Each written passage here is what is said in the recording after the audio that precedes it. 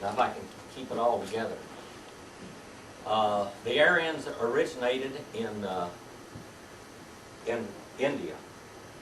Now, the Hamites were in India originally. Okay. Now, not all. Most of the Japhethites are blue-eyed and blonde-haired. Okay. Most of them are. But they mixed with the Hamites, and some of them have darker hair. And then later on in Europe, the Italians, the French, and the Spanish, now they're blonde-haired and blue-eyed, believe it or not. Okay, you think about the dark complexion, and you think about, you know, like, who was that singer that, Dean Martin and all that stuff, you know, the dark hair and everything. But the Italians were really blonde-haired and blue-eyed. But when they had the Arab blood in them, which had some Hamite blood in it, it's Shemite and Ham, Shem and Ham crossed, they would have dark hair. But the Hitler traced the Aryan race, which was what they called the super race, the superior race. He traced that back to India. Now, the Indians. Now, how many of you have heard of the caste system there? The caste system. You know, I mean, you can't. If you're a lower class, if you're the dirt, you can't get up in the next class. There's no way in the world you can do that. You know who started that? When the Aryans went in there, they made slaves out of those people, and they established the caste system. So there's where you have the caste system. And it has gone to this day. In India, to this day, it's the same way. They're in those caste systems. And that was the Aryan philosophy. And of course, you know, Hitler said the Aryan was the superior race. Well, this is basically what I'm teaching on Sunday morning. I mean, Sunday afternoon in Genesis, the book of Genesis, is the origin of the races. And it is so fascinating. It's the most fascinating study. And I had this for 6 years. We studied the book of Genesis. And when I was taking Hebrew. And Brother Hubbard taught me everything that Brother J. Lewis Guthrie had taught him. And basically all of it was what I'm talking about right now. We studied the Bible in Hebrew, but it brought out so many things. And as I teach on Sunday afternoon, the students are just flabbergasted. And they said, we wouldn't get this anyplace else. Nobody ever even says a word. Now, you had Brother Rex comes to the class. You've heard the class say that. And I have some theologians in my class. I mean, some fantastic theologians. And they've never even heard about it or read about it at all. But you have Ham, Shem, and Japheth. God created the three races. Now we're studying the Shemites here. All right? The Shemites. Okay? I better turn this off.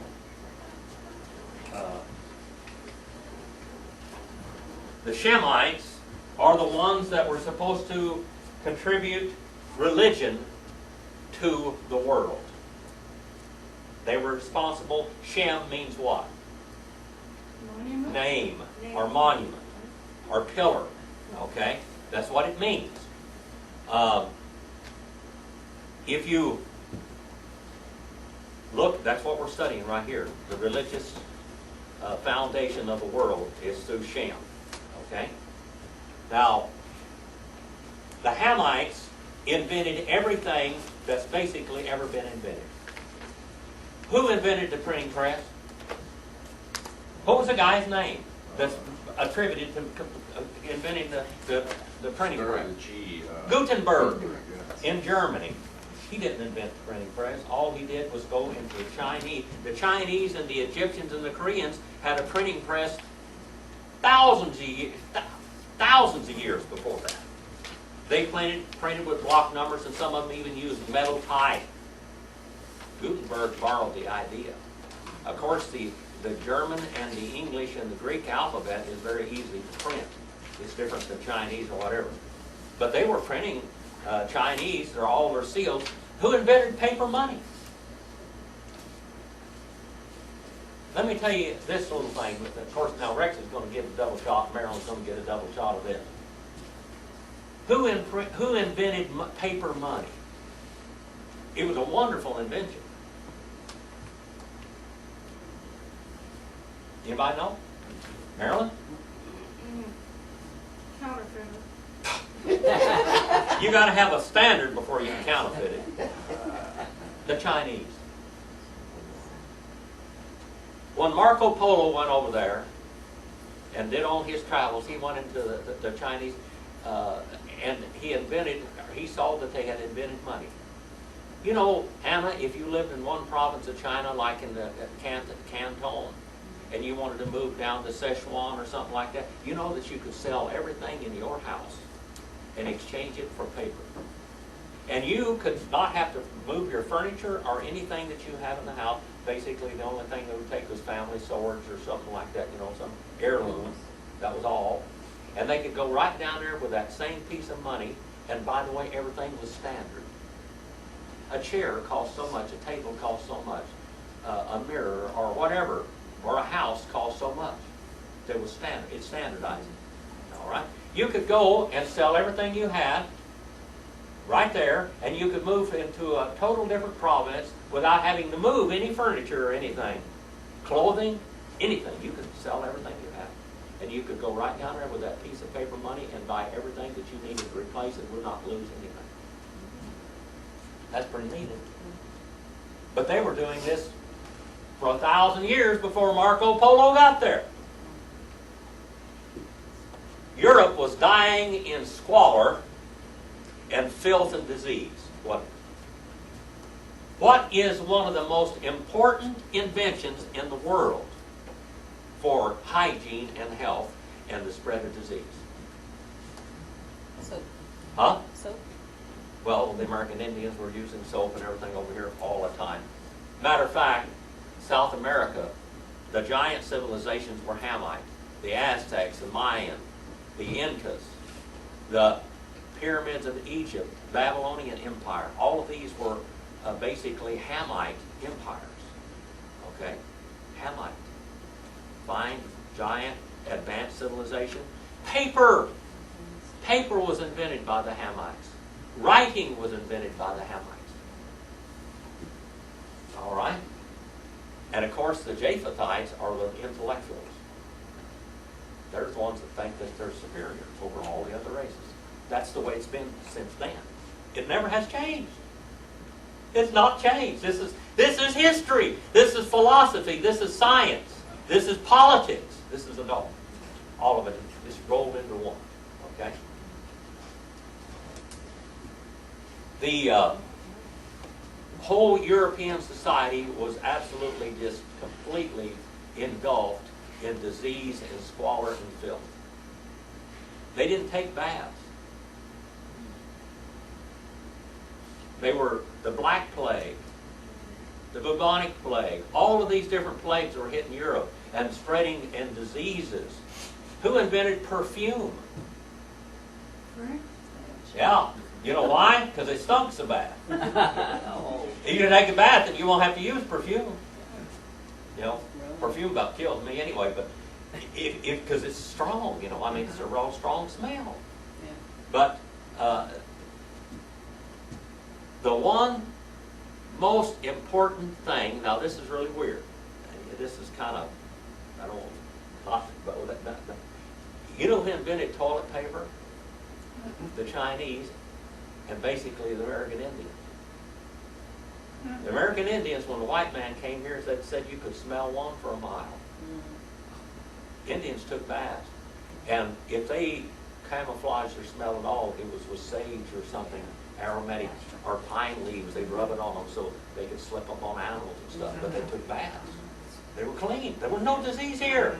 In China, they invented toilet paper, and they invented the cloth toilet, the water closet toilet. They invented it there. In Europe, you go out on the streets, and the streets were the toilet. Right in the streets.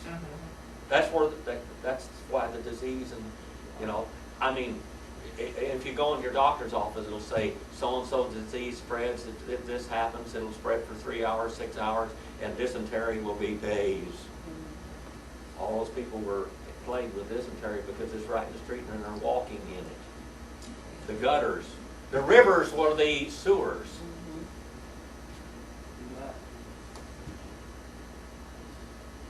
I came over here in America, the Indians were living 120 years.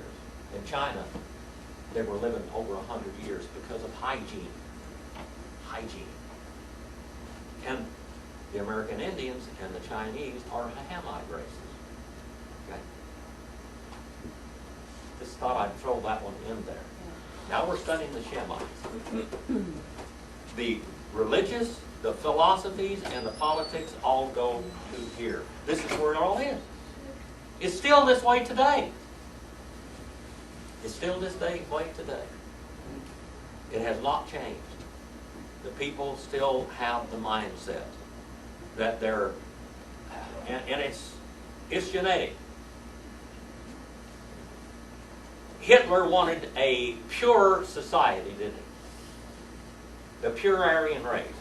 Of course, they say that he may have been part Jewish. On some of one of his ancestors. But do you know the purest of the races are kind of locked in? The Catholic Church brought on the Dark Ages in Europe. Did you know that? All right. And they knew better than everybody, no matter what. And here is the Japhethite philosophy. Remember this thing. We are the technocrats. We are the thinkers. You do what we say. And that brought Europe into the Dark Ages because of that. Now, here, up until this period of time, from all the way from here, from here, the Shemites were the religious leaders of the world. The Shemites, okay? Right here, the Shemites were the original religious leaders of the world. What happened at the cross and shortly after the cross? Meaning how this altar split? What? Meaning altar split? No. Brother, you got to be here a little bit earlier to get contact. The Shemites were the custodians, they were the administrators of God's kingdom.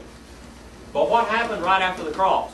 At the cross, remember, the Shemites called for the destruction of their king and their Messiah. The Shemites demanded the death of their Messiah, their king. I don't know if I got anything up here right or not. Okay, the Shemites. We're talking about my afternoon class on Sunday morning, by the way, Brett. The Shemites, all the way from Noah and Shem, they were the administrators of God's kingdom and His truth. But something happened at the cross of Calvary. The Shemites called for the death of the Messiah. They demanded the death of their king and their Messiah. Jesus had already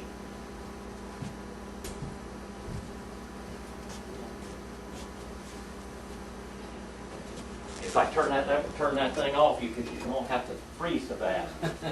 I couldn't make it move. The Shemites demanded the death of their Messiah and their king. Jesus, when he rode into Jerusalem on the donkey, he rode in and he took control of his kingdom. It says the kingdom of heaven suffers what? The kingdom of heaven suffers what? Jesus said. The kingdom of heaven suffers violence. And every man presses into it, it says.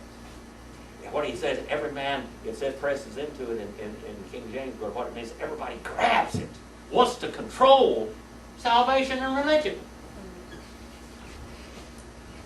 Well, the Japhethites were in control of the land, which is who? Who was in control of the land of power? Who? The Romans. All right, the Romans. So that's the Japhethites. All right? Japhet. Who represented Japhet there at the cross? Who represented Japhet? Jesus? No. You mean the Italian? Or what do you mean? Pontius Pilate. Oh, Pontius Pilate. Pontius Pilate. All right. Now, in some ways, all of the three races took part in the crucifixion.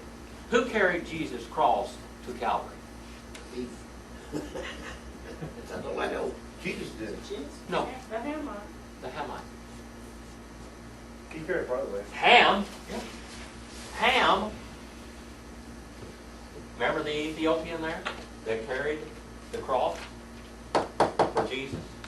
We even know who he was and his family and everything. The Ethiopian eunuch that met Philip, by the way, that was part of his family, by the way.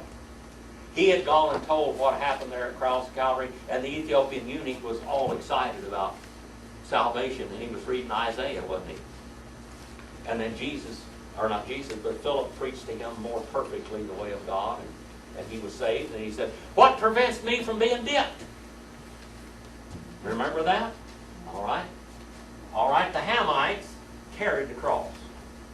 The Hamites in humanity and society have founded every major civilization in the world. Like I said, they even invented toilet paper and the toilet for hygiene. And that's what basically has saved the world from disease. Matter of fact, the Hamites were the greatest doctors in the world and pharmacists. And what problem did the Japhethites have? We're really running off on a different avenue here today, but are you enjoying this? You're learning a little something? What contribution did the Japhethites do when they messed up medicine? Who was the father of modern medicine? The oath of what? The oath of what? Medicine room? Come on, no. What are you? Hypocrites. Now let's go back and remember a little bit of your high school. Education here now. What do the doctors take the oath of what? Hippocratic oath. The Hippocratic Oath, Hippocrates. Okay, the Hippocratic Oath. All right. Who was Hippocrates? Greek. He was Greek. Here's the philosophers, the thinkers. All right. The Japhethites were the thinkers, but they're also the know-it-alls. All right, in the world, the philosophy and everything, just like Hitler. Hitler was a Japhethite. Okay, he was a know-it-all. Do you know that the medicine of Hippocrates killed more people than anything in the world? What happened when George Washington, our first president, basically? There actually was one before him, but George Washington, we know him. All right. What happened to him? How were they treating George Washington when he was dying? What were they doing to him? Bleeding him and putting leeches on him. Do you think now? But the idea of the Greeks was that you had to have a perfect balance in your body of phlegm, bile, and earth, wind, and fire. You heard of that business? That's what they had. That was their idea of medicine. Now, we didn't get rid of that until the 1900s, the late 1800s and 1900s. The Greek philosophy of medicine stuck that far, and it absolutely retarded medicine. At that time, the greatest pharmaceuticals and the greatest medicine people in the world were the Chinese and the American Indians. They're going back to Korean and Chinese medicine now, aren't they? A lot, aren't they? 70% of every drug in a pharmacy was invented by Hamite. American Indians or Chinese. That's a fact. Okay? Ham, Shem, and Japheth. Ham, Shem, and Japheth. I'm not saying that the Japhethites have contributed a lot to the world.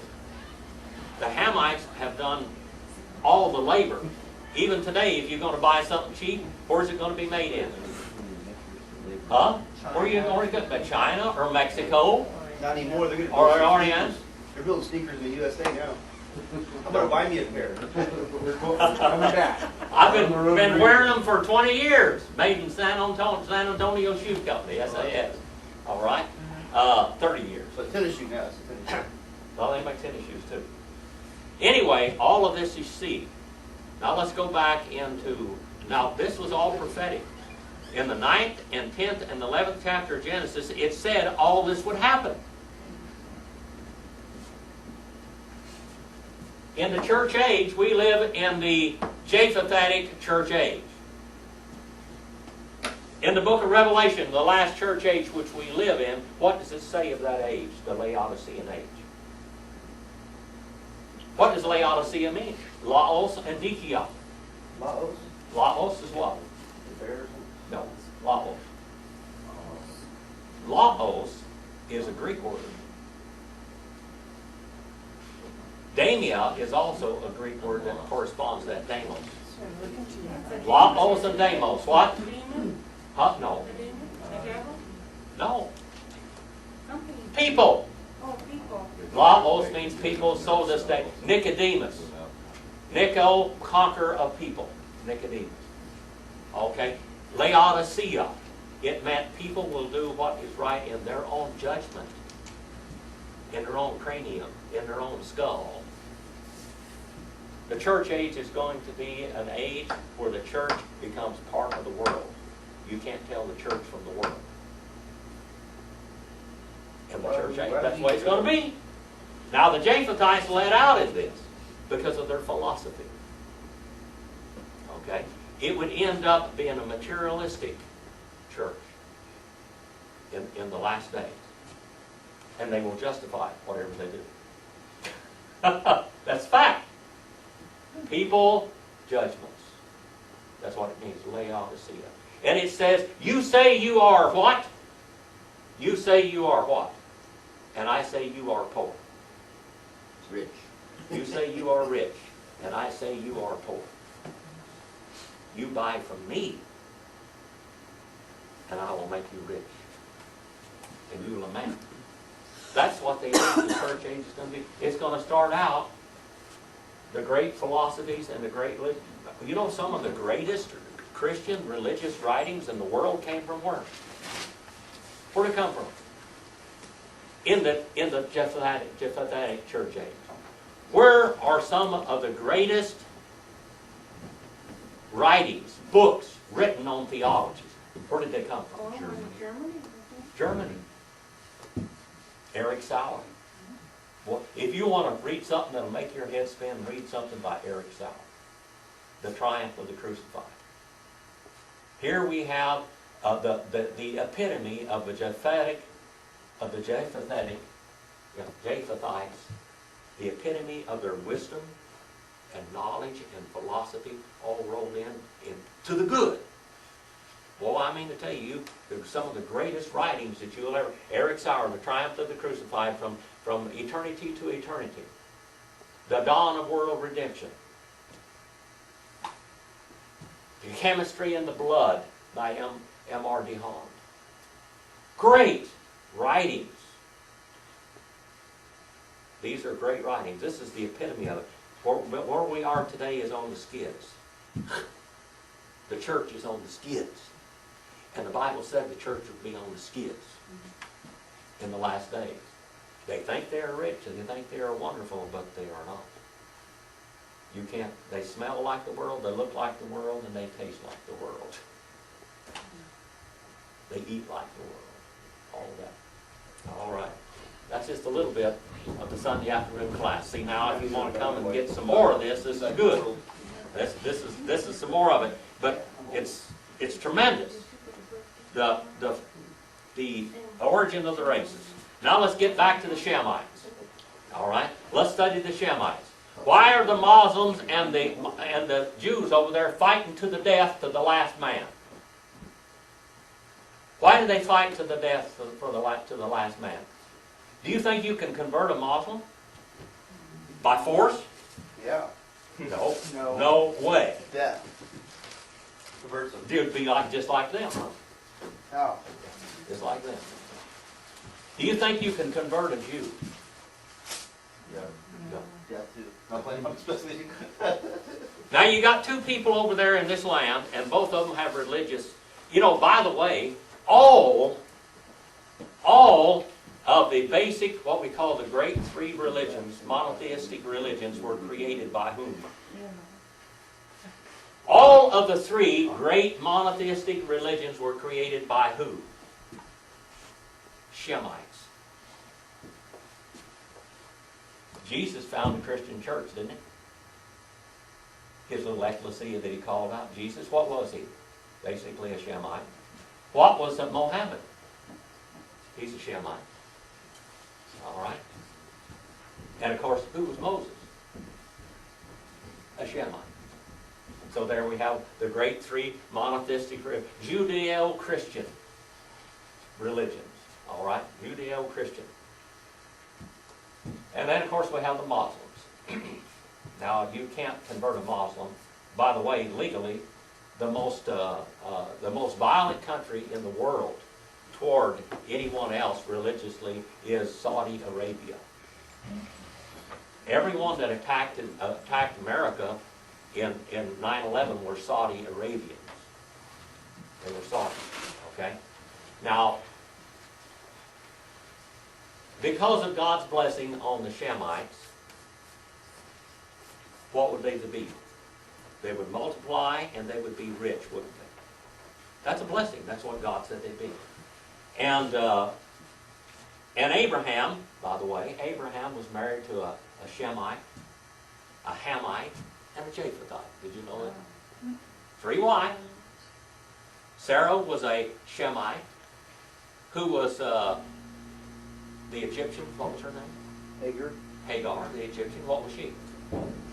Hamite. And how about Keturah, his last one? She was a Japhethite. Where do you find her at? She's the one that she's the last one he married after Sarah died. And he had a bunch of kids. All right? And they were Japhethites. All right? Half Jew and half Japhethite. All right? So we have the blessing of Abraham spiritually coming to all races through his 3 wives. But we also have a curse. Here comes the blessing, here comes the curse. Now the Muslims just wanted to be left alone over there in the Middle East. They didn't want us to mess with them. I went over there in 1975 and 76, and they hated Western technology and Western philosophy and all of it. They hated it. And they were right, and they wanted their wives and their children to be raised like they were raised, and they wanted them to eat what Mohammed ate and live like Mohammed ate and lived. And they didn't want us bothering them at all. And there was a great rebellion. In Iran, there was a rebellion, wasn't there? Remember that? You know, when they took over the Ayatollah went back, and of course America had backed the Ayatollah for political reasons and all that kind of stuff. Every one of these rascals that we have backed, you know in Pakistan, you know why Pakistan has the A-bomb? Because we gave it to them. That's why every one of these problems we started for our own. But anyway, we had a rebellion. Because they didn't want us messing with their religion. Because the Shemites are what? Religious. They don't think. They don't think. They're not real thinkers. I mean, every now and then you get a Shemite that thinks. But they were influenced by the Western world. Who was one of the greatest scientists of all time in the world we ever think Tesla. of? Who? Tesla. Tesla was a great scientist, all right. But who was? Einstein. Who? Einstein. Who was Einstein? He's a Jew. He was a German Jew, wasn't he? Yeah. He was a what? German Jew.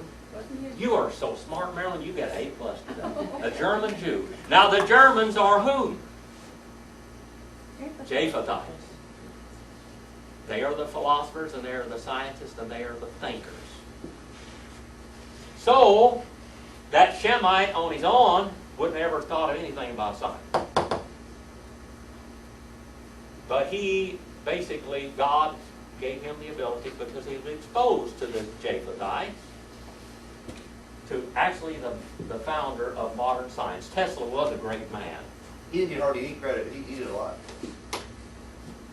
Well, so did Yeah, Farnsworth. crazy idea. Farnsworth. They're working today.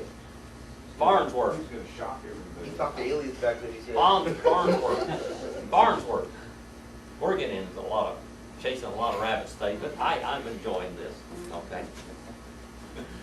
Einstein was the father, and who was the father of psychology? Socrates. Huh? No. No, What's his name? psychology. You know, he's a rascal, but Yeah, the guy that says women envy. What's his name? Freud. Yeah, Sigmund What's Freud? For You. Jerk. There you go. He's the father of modern Nostradamus was a Jew. psychology. You hear that? Here we have all of these, but who are they influenced by? They stepped outside of their own races when they did this. No culture on its own ever went very far. The Japhethites would have been nothing but cannibals and dying in their own filth and squalor if it hadn't been for the influence of the Hamites. The Hamites, when they spread out of the Middle East, tonight I'm going to show you a DNA chart, how your DNA, every one of your DNA goes right back to the Middle East people. Honey, That's the way I it got is. mine right here. You've got the chart? Where? I've got my papers here. Oh, you do? Right there? Don't tell on me. Well, mine shows. Do you have the map? I need the map. I don't need that stuff. Well, I it need the has a map. map. It has a map in the back of it. Okay, well, let's get the map out for me. You see all of this. Now, the Bible, don't ever be afraid to study science or medicine and the Bible. Oh, well. All science and medicine is going to do is going to confirm the Word of God. Don't ever be afraid of it. Did you find the map here? Well, there's 3 maps. Okay, well, you found the map. Yeah, there's 3 maps. Okay, are they color or are they just black and white? Black and white. Okay, that's But not good. the lightest one is the strongest. Okay. All right. Let me see if I can even show anything. It doesn't show. See, They can't, it won't show. It won't show. it isn't in color. Her DNA, this, if you can see this, is basically all over Europe. She's European. Okay? And some Hamite. See there in Africa. Okay? A little Hamite in Africa. All right? And be very surprised. I had one guy who used to come to the class, he said, well, I'm full-blood German. And I kind of chuckled. There aren't any full-blood Germans. That's a joke. That's a joke. They're Russian and everything else mixed up. Well, those people killed each other and raped for thousands of years. Well, you see all of this, but then the great big circle ends up in the Middle East. Right here. Right there is where it goes back to. Every one of the DNAs is going to go right back there. Every one of your DNA. But what does the Bible teach? What does the Bible teach? Uh-huh. I know all those Middle Easterners can't be Shemites. They all claim to be, but they're not. They are They Shemites. can't be. They are. Now, as we study Noah's 3 sons, and we go through the races, we're going to name every one of them where they went. How come we have adults in ours? We know that as we know, Abraham married 3 wives. He had 3 wives, didn't he? He had 1 Hamite, he had 1 Shemite, and 1 Japhethite. So all of his children are. Who was Abraham? Was he a Shemite? I would believe that. So in his blood, he put Shemite and all that. And all the Arabs, basically, all the Egyptians, everybody else, I mean, they're part Ham, but they're Shemites, basically. And that's where the philosophies of the religious background is. It's from the Shemite. Maryland. You're out doing it. Okay? So we have all of that in the cultures. The Shemites are going to lead out, and here we are, right here in the law, and right past the law here now is where we are. This is the period of time we're in right here. This is where David came. Now David, did David have several wives? Yeah. All right. Where did the Chinese come from? The Indians, Indians, Chinese, or something where they're from. Now, where did the Chinese come from? Where did their culture come from? Remember, the Chinese invented toilet paper, they invented the modern toilet, they invented medicine, they invented hygiene, paper, printing, everything. The Hittites. The Hittites. And how many of you heard of those samurai swords? Samurai swords are made out of the early steel. It's Hittite. When Israel had to get their plows sharpened, where they go to? White The people. Hittites. The Hittites. They say the Hittites went into China, and they founded that bunch of people over there. All right, we're going to get into all of this on Sunday afternoon. It's the most exciting thing that I've ever studied, I think.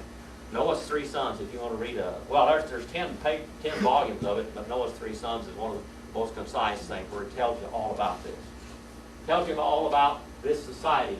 But now the Shemites are going to lead out. And we have one master king, which is the type of Christ in the millennium. And what is his name? Solomon. And that's who we're studying, Solomon. Solomon. All right? Solomon was a rascal in some ways, wasn't he? All right? Now, you've got your little handout. Brett, do you have a handout? I do. Do you have it? Right here. Where?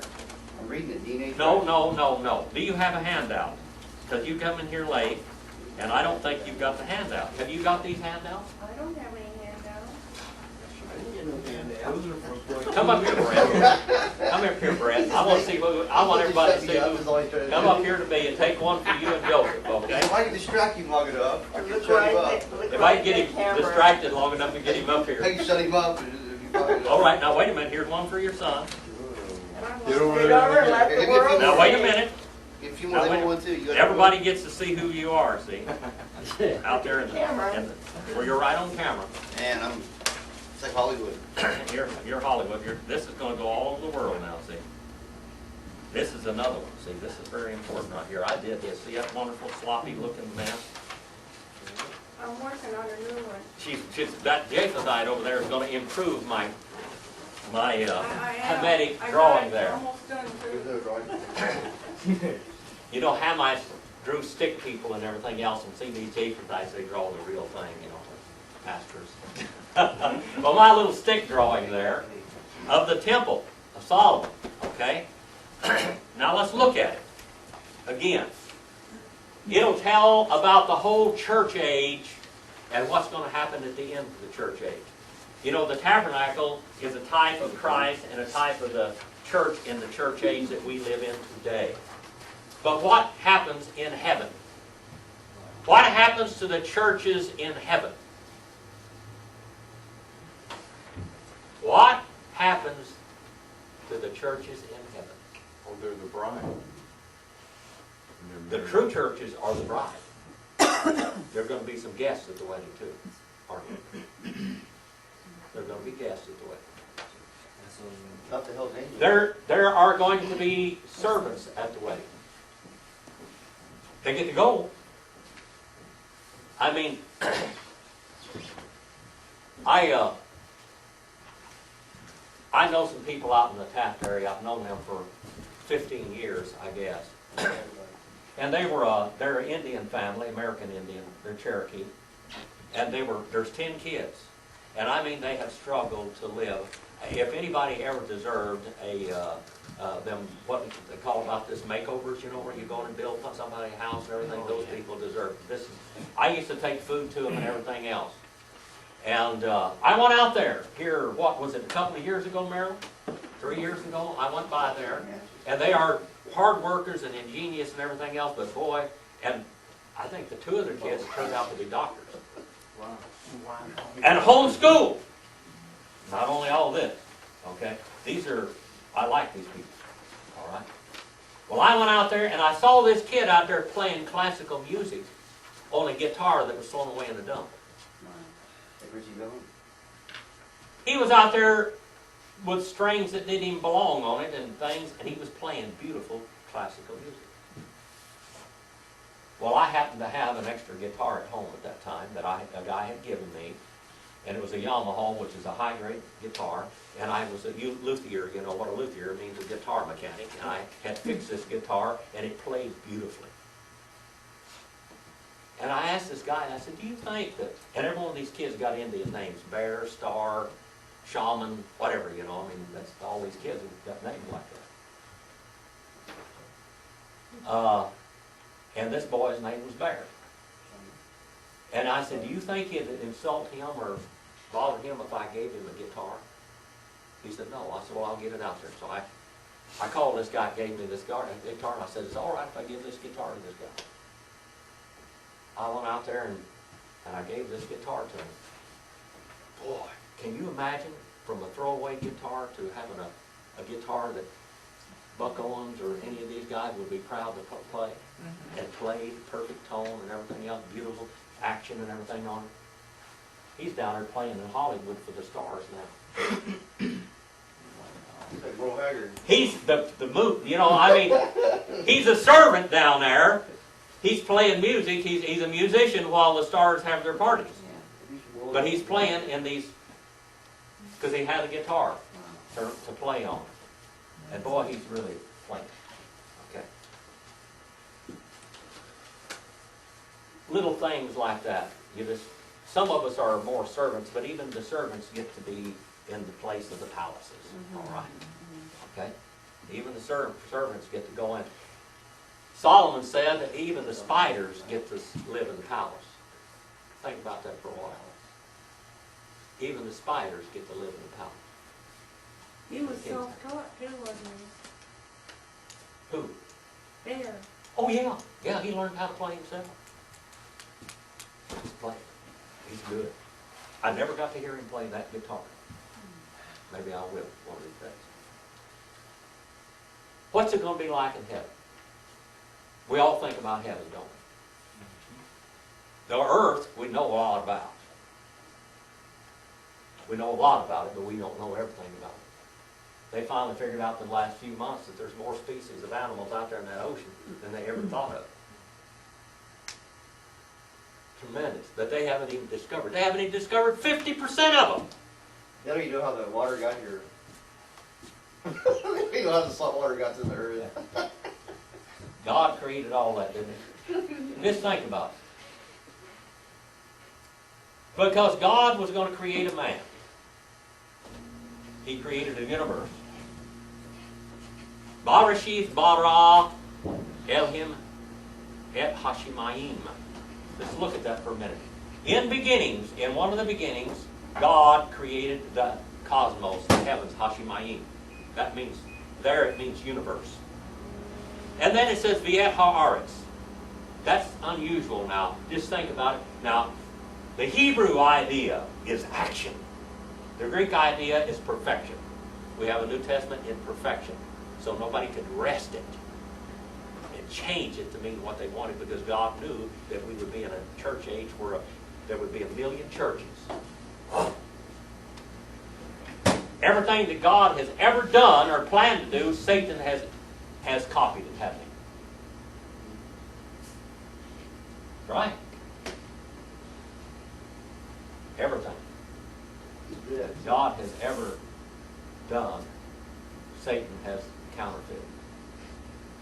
Think about it. Genesis 3:15. What do we have in Genesis 3:15?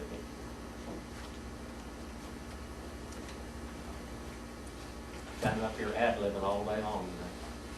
Genesis 3:15. What do we have in Genesis 3:15? Joseph. What is Genesis 3:15? Anybody can tell me what Genesis 3:15 is? Come on, that is a holy of holies in the Old Testament. It says, I will put enmity between you and the woman. All right. That's the first promise of the Messiah in the Bible. That God would become flesh. The first promise of the Messiah, that God would become flesh. What happened there in Genesis, the 6th chapter? B'nai ha-Elohim. B'nai ha-Elohim. B'nai means what? What's bread? B'nai. Ben. Son. B'nai ha-Elohim.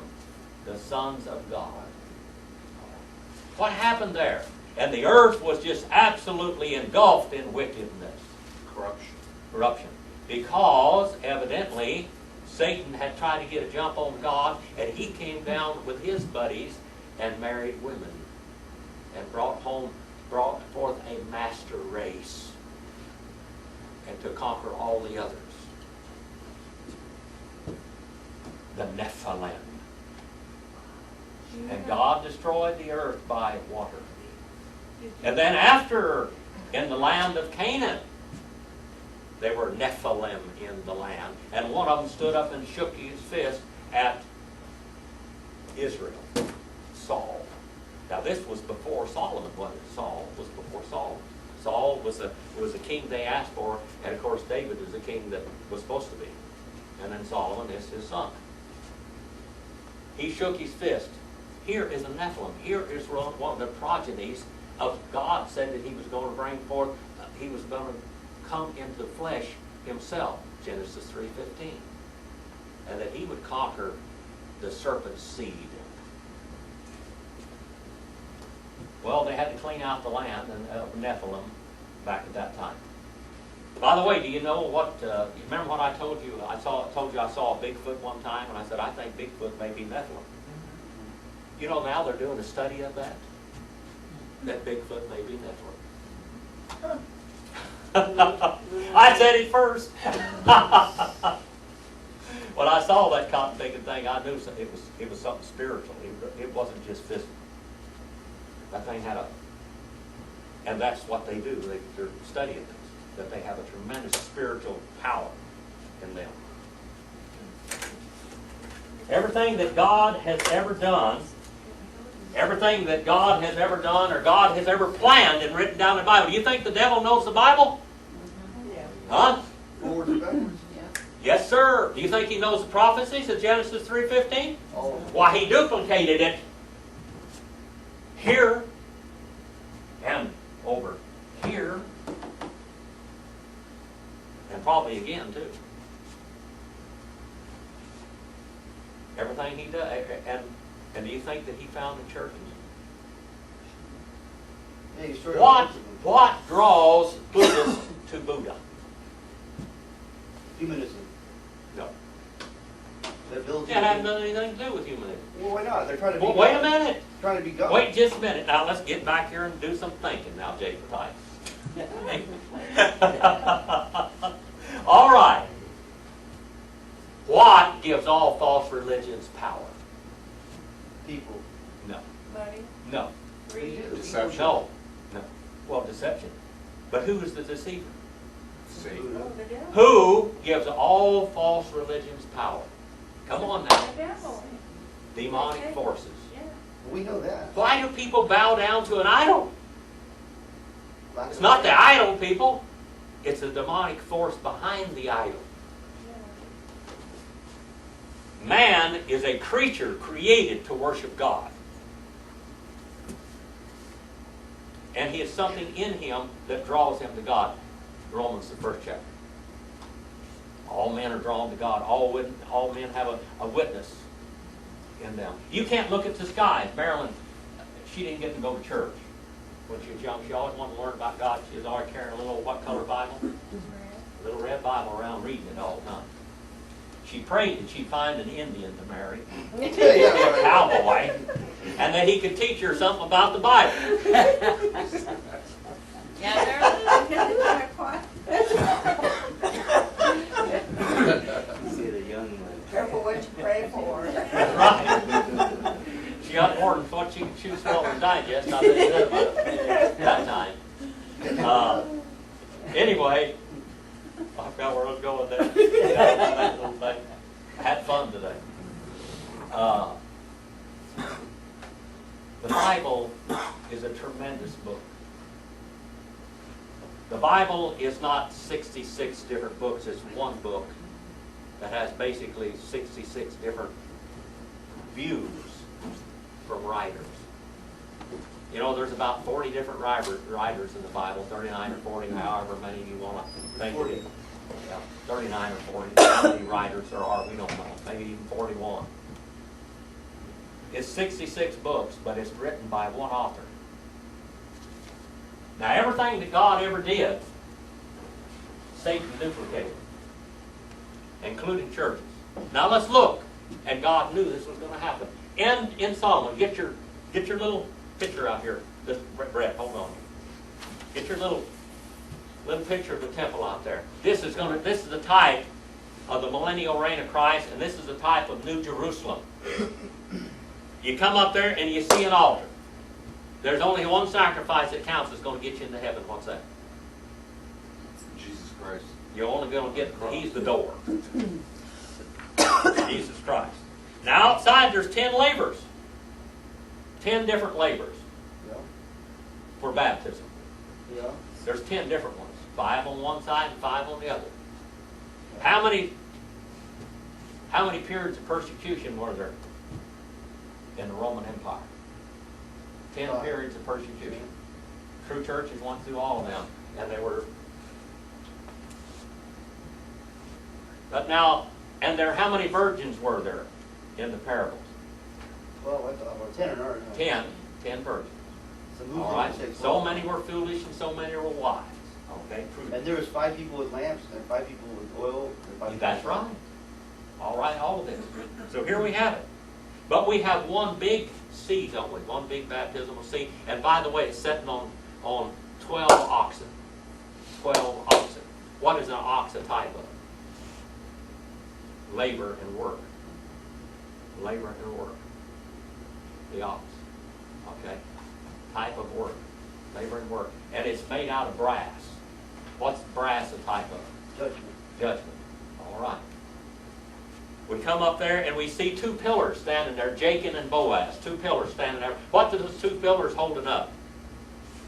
Yeah, you're telling us they're holding up. What are the 2 pillars holding up? Church. No, the world. Nope. They hold up the world. They hold up the universe. That's right. Because Jesus Christ, Colossians, the 1st chapter, Jesus Christ holds up the universe. He's the glue. It's Colossians, the 1st chapter, that he is what holds the world together. And John, the 1st chapter. Jacob and Boaz. In his counsel and in his strength. Who spoke the world into existence? Jesus did. What keeps the world going the right way? Do you think old Satan could hold the world together? No. He's a created being. He's like God. Yeah. He's powerful.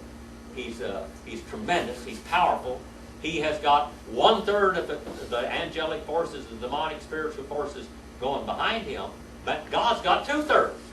But the old boy still thinks he's going to win. He sure, you have to give him an A+ for effort.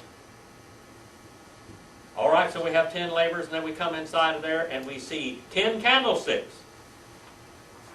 10 candlesticks. In the tabernacle, how many candlesticks were there? 7, I thought. 1. 1? 1. In the church age, there's one New Testament church.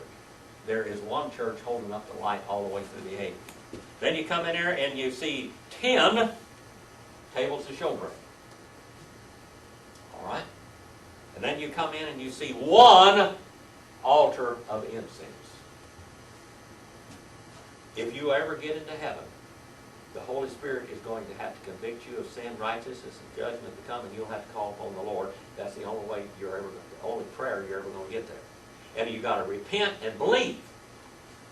Then you come into the Holy of Holies. And when you come in there, you see gigantic cherubim standing there with their wings touching in the entrance of it. From one end of that wall to the other, standing over there. We know that probably when we're born into this world, there's angels. When we're conceived, there's angels saying that we have been conceived. When you've been born again, there's angels witnessing that you have been born again. When you die, angels escort you to heaven or demons to hell. Brett. This is a question a little off topic a little bit, but it's on God though. I mean, On what? It's off about religion and God. So like God, you think God's plan for anybody is not to get murdered, right, or shot or anything like that, right? That's not his plan originally, right? Or you don't know. I mean, we don't know really, but Like the way we're in gonna your die? opinion, do you think God's like say one of us? God allows things to happen. Okay, well, say one of us got shot somewhere, right? Yeah. And like our plan from God was not ever to be shot. Well, but let's we were. look at it this way. Karen Watson. Okay, yeah, exactly. That was what she was one of my Sunday school students a long time ago. Okay. Donna told me she listened to us, our website overseas and everything else. She really enjoyed the classes and everything. She went over there And of course, it was a humanitarian effort. She's going over there. She wasn't spreading the gospel or anything, but she's over there just trying to help those people. They're working on water projects and everything. And they shot up the whole car full of people. Killed them all. Who permitted that to happen? God permitted it to happen. He allowed it to happen. That's what we call his permissive will. Was it his direct will that she be killed? Probably not. No. Not that way. But it happened, didn't it? It happened. All of us, we have a death appointed to us all. Okay, now let me And so many times, and there ever times, Brett, do you know of time that you should have got killed, but you didn't? Yeah. Yeah. Yeah, Huh? yeah. I escaped death many times. Now, last week the doctor called and told Marilyn she had cancer again. She started crying and everything. And I deal every day. It's a real struggle for me to even come to church anymore and come here and teach you. That's hard for me to do that because of my health. It's hard. It's very difficult. And she was sitting there crying and everything else, and I've been through this the third time now. And I just looked at her and I said, well, all I got to say is this. They can't kill you until it's time for you to go. Until you finish your race. And I'll tell you something else. They can't keep you alive. It's time for you to go. I said, everything is in God's hands. Everybody's worried about America today. The political situation and everything else. It's exactly where God wants it right now. I can tell you that. You read the book of Revelation. This is where we're supposed to be. We may not like it, but it's exactly what we're supposed to be. How about the church in the Laodicean church age? As an old conservative Christian person I am, super orthodox and conservative, it makes me sick. And it makes the Lord sick. He said, you make me sick. I'm about to what? I'm about to vomit you out of my mouth. I can't stand you. That's what he said to the church there. Spit you out, huh, sister? I'm about to, you make me vomit. You make me vomit. Now, I'm still teaching. I know that this is where God wants me today. That's it. I know that this is where God wants me this day. And so I'm going to do that. Where he wants me tomorrow, he better put me that way or whatever. And I'll try to serve him until I croak. Brett. Well, I want to ask the same question again, but I want to ask it with a non-believer. So, like, say a person who hadn't accepted Christ yet was put into a circumstance where they were in a bank and someone got shot, and it was them, and they died. They don't have an opportunity to meet Christ ever again. But they did before. No, they did. You're right. Yeah, they did before. Well, will they get an opportunity to meet Christ that day? No. You don't know. They're gonna be dead that day, and that's the end of it. Okay? There is no second chance after you leave this world. That's the end of it. You had all the chances you need. Right here. Some people have more chances than the other. I'm going to tell you something about my life just a little bit. We've got another 10 or 15 minutes. We don't quit until 9:45 now. We start a little later and we end a little bit later. I showed you a gun here a while back that blew up in my hand. Picture of it. Now, if you don't see it, you can go to the website under photo gallery number 2 where it says Dr. James M. Phillips and family number 2, and you can see a picture of that gun that blew up in my hand. I should have died. There's no way possible that I should have lived through that at all. It was like a grenade going off in my hand. And I lived. I was saved when that happened to me, but I had never done anything for the Lord in my life. Nothing.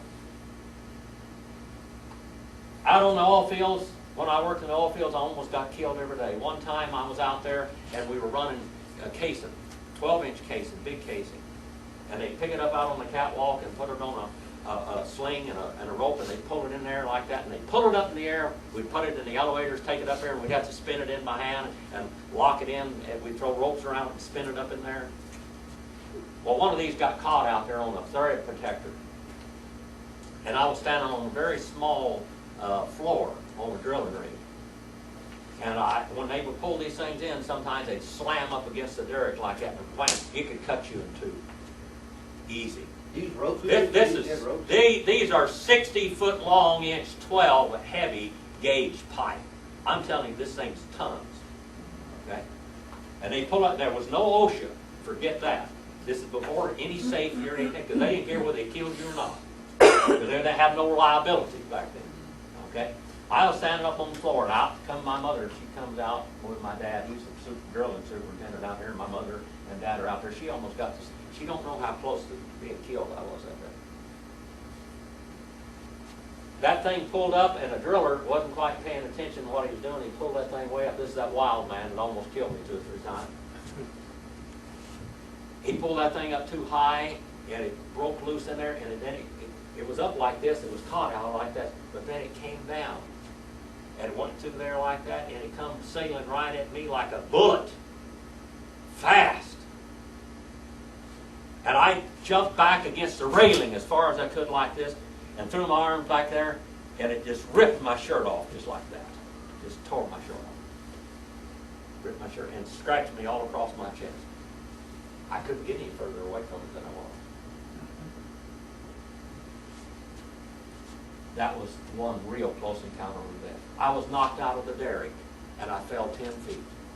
Right at the monkey board, 60 feet in the air. I fell 10 feet before I tried, busted one of my ribs falling. I was in working derrick with a guy. He dropped the blocks on me in the derrick 2 times. Now all of this, I was saved, but I had never done anything for the Lord. I was living like the devil.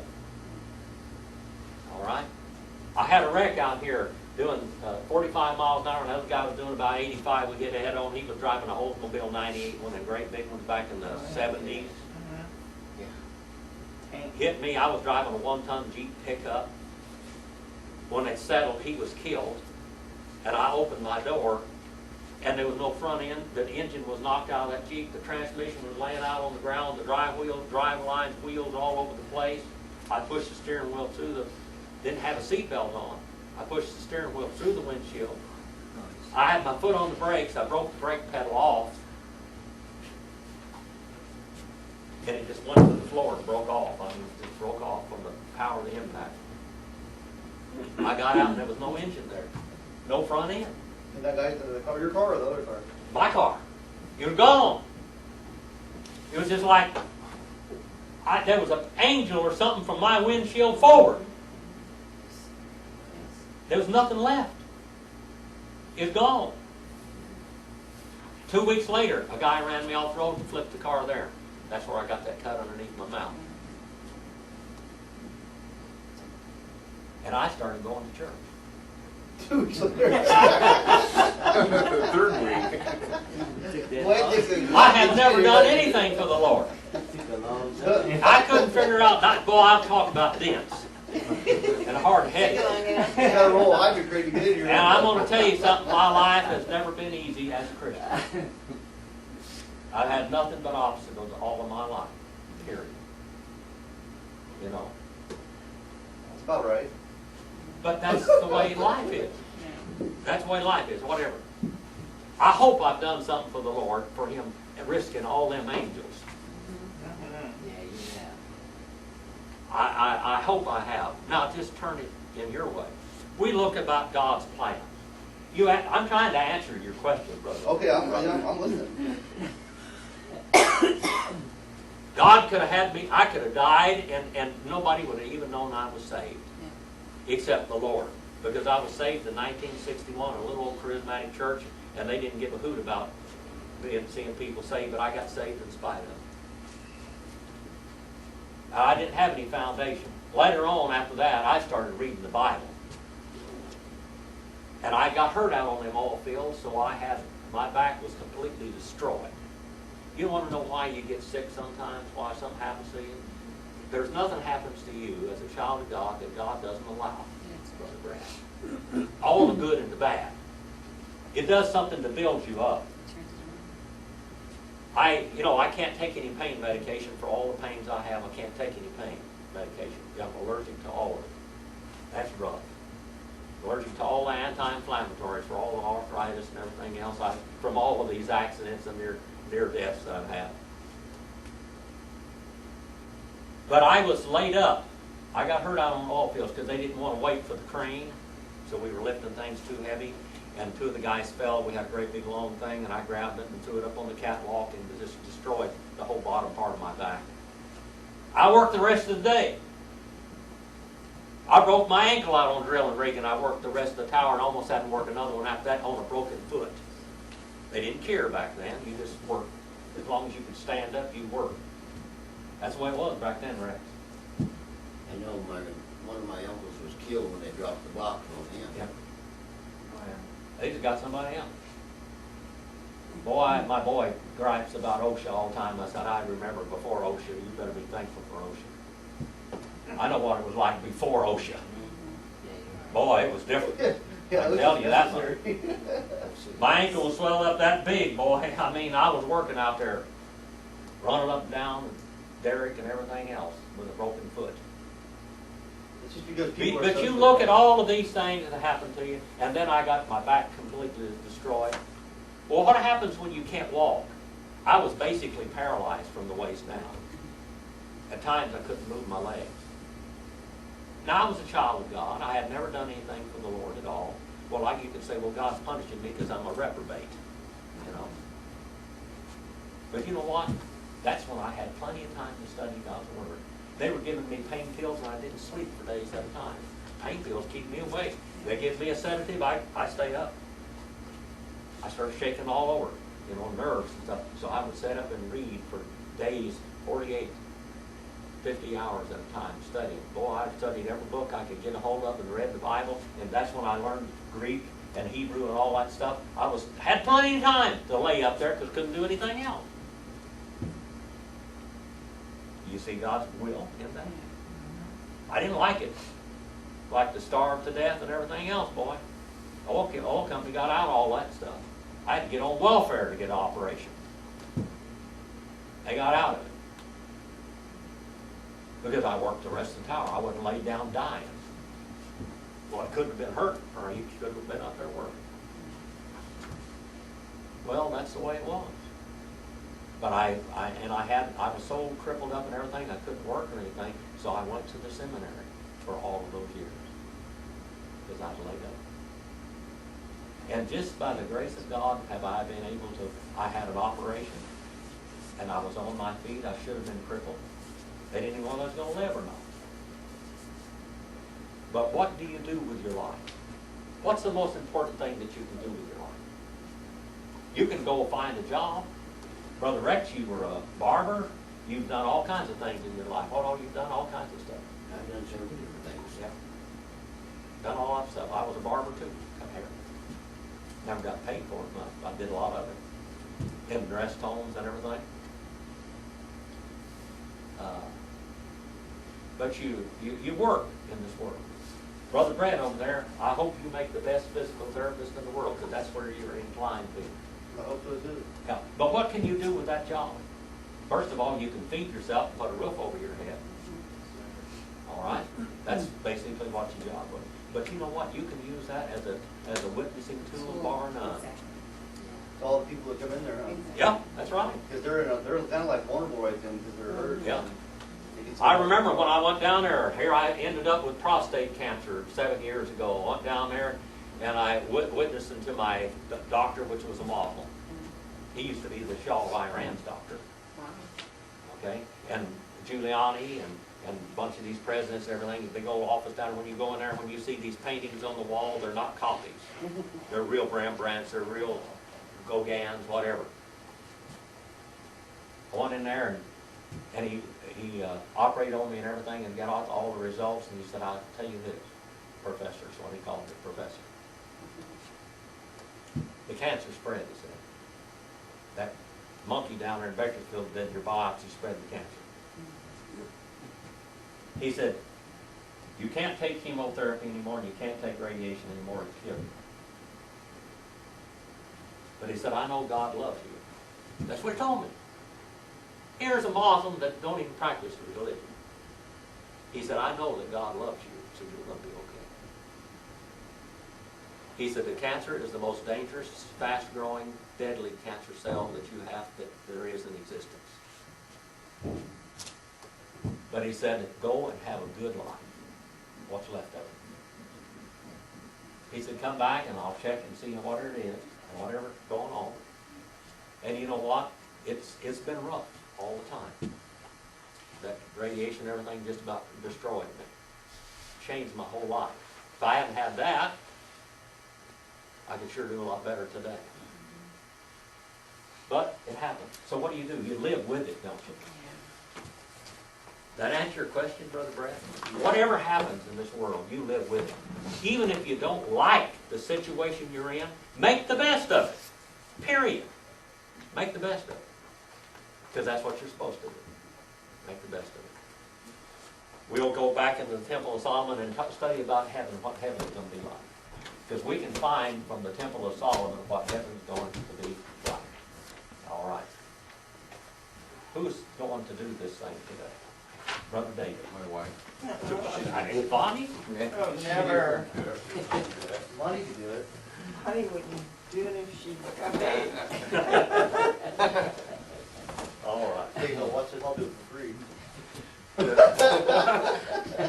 Okay, on our prayer list today, Anna would like us to